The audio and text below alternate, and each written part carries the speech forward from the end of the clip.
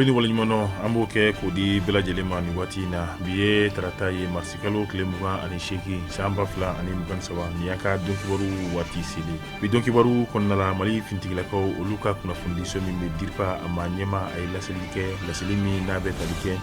dɔgɔkun tɛmɛnen na Mali fintigilakaw olu ye baara min kɛ kɛlɛdaga la an bɛna an da don an ka walawali kɔnɔna la halisa u ka jɛkulu min tun bɛ yen nɔ n'o ye o bɛ cɛncɛn kan jamana olu ko fɔ n'a bɛ fɔ min ma ko G5 Sahel Mali tun ye a jira waati tɛmɛnlenw na ka ale yɛrɛ kɔni bɛ bɔ a kɔnɔ nka bi an bɛ waati min na Mali yɛrɛ kɔni ka drapeau min tun bɛ G5 Sahel la k'a daminɛ marisi kalo tile 25 la o kɔni o bɔra o la pepepewu halisa an bɛ to an ka jamana kunkanko kibaruya la jɛkulu min bɛ yen nɔ n'a bɛ f'o ma ko Haute Défense n'o o bɛ fulaw yɛrɛ kɔni tɔgɔ la ani minnu ni o bɛ dɔgɔnɔw yɛrɛ kɔni tɔgɔ la olu kɔni y'a laɲini ka fara ɲɔgɔn kan min bɛ kɛ sababu ye banbaaci kɛlɛ u bɛ se k'a kɛ cogoya min na ka se a dan na an bɛna an da don an ka walawalali kɔnɔna na k'a fɔra kan an bɛ taa jamana kɔ kan farafinna farajɛla kibaruya mun n'an bɛ olu sɔrɔ an b'olu fara an ka walawalali kan.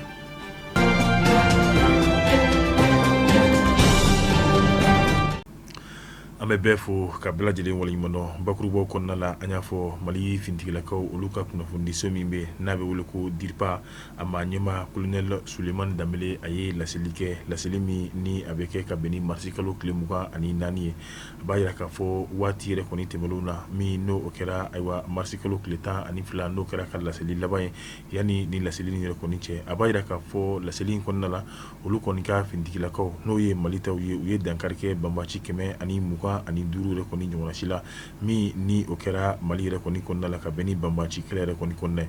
a bɛ kunnafoniya jira k'a fɔ Mali fintigilakaw ayiwa u ye opération aéroportée n'o ye ka fintigilakaw k'olu cɛ ka taa kɛlɛdagaw la ayiwa nin kalo in kɔnɔna la o siɲɛ 6 u y'o sɔrɔ a bɛ fɔ min ma mission de reconnaissance offensive n'o ye ka se ka banbaaciw k'u bugunatigɛ ayiwa ka se ka bingali wale yɛrɛ fɛnɛ ta k'u sɛgɛrɛ u bɛ t'i jɔ fɔ 14 na pankuru minnu ni olu yɛrɛ kɔni bɛ sanfɛ n'a bɛ f'u ma avion de chasse hélicoptère drone ani lakɔlɔsilikɛlaw n'o ye drone de surveillance ye ayiwa olu kɔni ye munumunu salo ni gosili min kɛ u bɛ t'i jɔ fɔ 18 ɲɔgɔnna si la n'i ye baara ninnu yɛrɛ kɔni bɛɛ lajɛlen k'a cɛ k'a fara ɲɔgɔn kan nin waati laban ninnu na a yira k'a fɔ banbaaci 67 olu kɔni dankari kɛr'u la 32 olu kɔni minɛra u bɛ fintigilakaw olu ka bolo kan.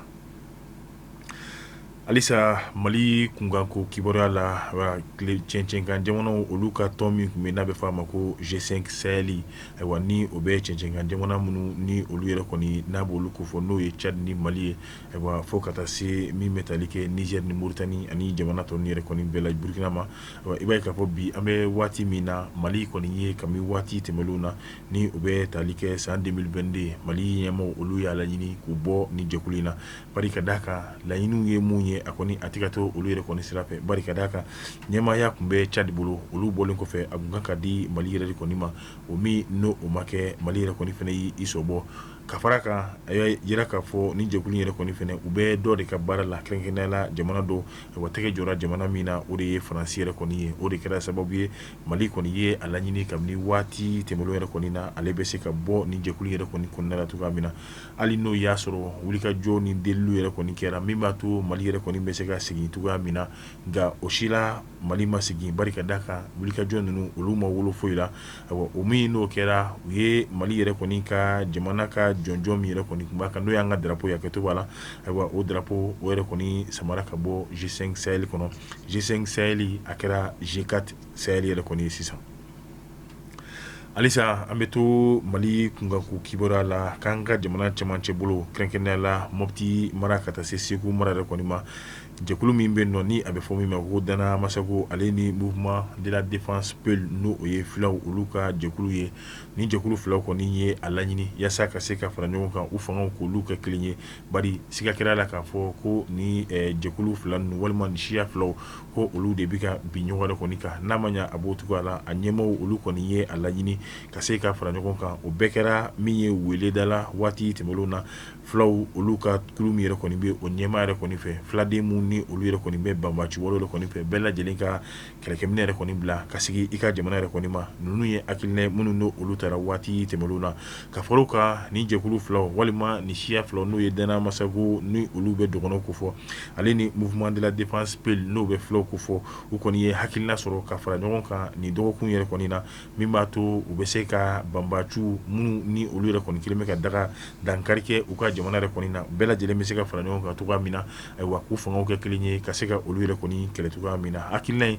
a kɔni fɔra maa caman yɛrɛ kɔni fɛ hali n'o y'a sɔrɔ maa kɔni maa ladɔnniyalen dɔw olu yɛrɛ kɔni sigara a la nin ko a kana na wolo ko wɛrɛ la tuguni an ma segin ni min ye an bɛ taa an ka jamana kɔ kan kɛrɛnkɛrɛnnenya la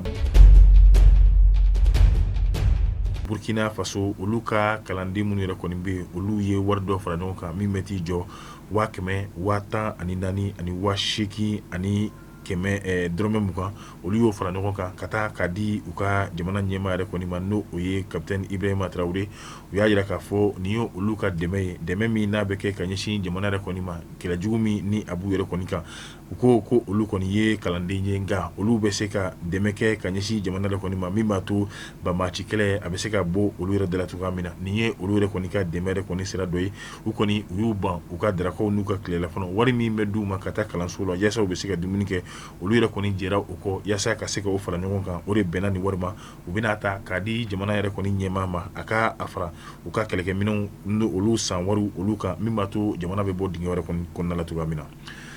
an bɛ taa Ghana l'Amérique jamana olu ka présidence adjointe vice présidente a kɛtɔ b'a la ni ale yɛrɛ kɔni tun bɛ taama la farafinna jamanaw kɔnɔna la a ka taama ninnu kɔnɔna la a kɔni ye a jira k'a fɔ olu ka jamana n'o ye l'Amérique jamana ye u bɛna dɛmɛ ta kɛrɛnkɛrɛnnenya la ka farafinna jamana 5 o ɲɔgɔnna si k'olu sɛgɛrɛ jamana min ni olu yɛrɛ kɔni b'u yɛrɛ sɔrɔ anw ka keleya tɔnba n'o ye CEDEAO yɛrɛ kɔni kɔnɔna la jamana Côte d'Ivoire b'o la Benin b'o la Togo b'o la Guinée b'o la ale ni Ghana yɛrɛ kɔni b'o la wari a bɛ t'i jɔ dolari wari miliyɔn 100 yɛrɛ kɔni ɲɔgɔnna si la ayiwa a kɛ kun ye u ka se ka u yɛrɛ kɔni dɛmɛ banbaci wale min n'a kun b'u kan u bɛ se ka a ɲɛsigi cogoya min na an bɛ to halisa l'Amérique jamana olu ka kibaruya la bi an bɛ taa ni l'Amérique jamana olu ka ɲɛmaaso n'u ka finitigilakaw ka taa n'u ye fɔ kɛrɛnkɛrɛnnenya la Syrie jamana yɛrɛ kɔni kan an bɛ waati min na u ka camion citerne min ni ale yɛrɛ kɔni bɛ pétrole ta 448 ayiwa olu de kɔni falen don ni o ye Syrie yɛrɛ kɔni pétrole la pétrole min ni a ma sa nka a kɔni kɛlen bɛ Amérique olu ka citerne yɛrɛ kɔni kɔnɔna la ayiwa maa caman yɛrɛ kɔni ye a jira k'a fɔ ko a pétrole ninnu o sɔrɔla binkali wale la ni o kɛra Amérique olu ka finitigilakaw ayiwa ko yɛrɛ fɛ ka ɲɛsin Syrie jamana yɛrɛ kɔni ma ni ne fana bɛ dan sigi an ka bi don kibaru la tuguɲɔgɔnkɔ min ni a b'o kɛla ni anw ye ka se ka olu jidi ka ja ninnu cari diɲɛma bɛ se ka kunnafoni sɔrɔ cogoya min na ayiwa k'a fɔ nin baara ninnu bɛɛ lajɛlen kun ɲɛminɛlen bɛ Fatumata Traoré ale ni Adama Jalo olu ka cɛsiri kɔnɔna la n b'a fɔ a kan bɛn diɲɛ waati wɛrɛ